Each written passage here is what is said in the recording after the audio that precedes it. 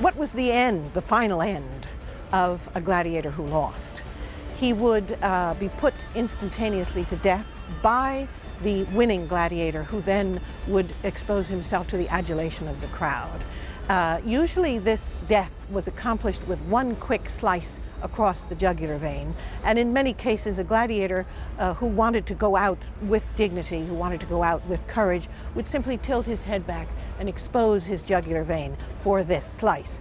Sometimes other times they would be stabbed, and then the winning gladiator would put his foot on top of the body of the one he had just conquered.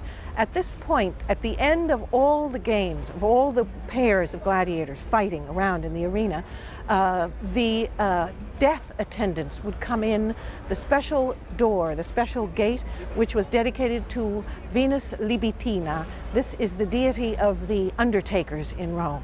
And they would be dressed as Etruscan death demons with horrible masks, and they would come out into the arena usually with a great big hammer, and they would hit the dead gladiator on the skull, crush his skull to make sure he was dead. Other times they had hot irons and would touch the dead gladiator with a hot iron, and if he flinched they knew that he was still alive and would then dispatch him. At this point, with a big huge hook, they would hook him in the chest, drag him out through the sand, out the gate dedicated to Venus of the undertakers, and outside he would be thrown in a great big huge pit, which was part of the structures associated with the spectacles that went on in this building.